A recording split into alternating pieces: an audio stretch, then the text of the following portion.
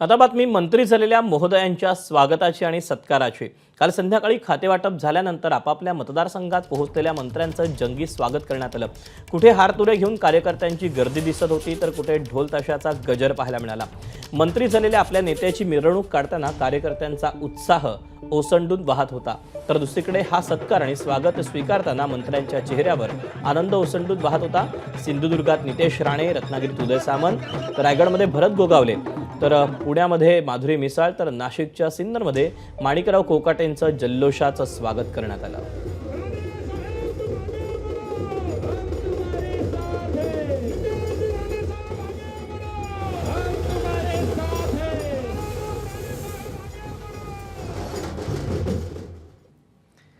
आपापल्या खात्याला न्याय देण्याचं वचन देताना नवनिर्वाचित मंत्र्यांनी काय म्हटलंय तेही पाहूया।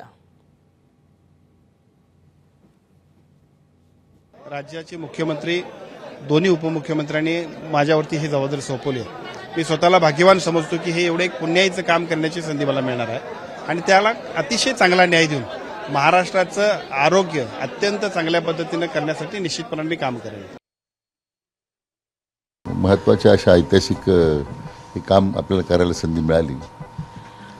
निश्चितच मग कृष्णा खोऱ्याचं ते सुद्धा एक मोठं आव्हान आहे, कारण बिगर सिंचनाचं प्रमाण वाढत चाललं आहे। शेतीच्या पाण्याच्या संदर्भात प्रश्न तयार होत आहेत, त्याबद्दलही काही आपल्याला पुनर्विचार करावा लागेल।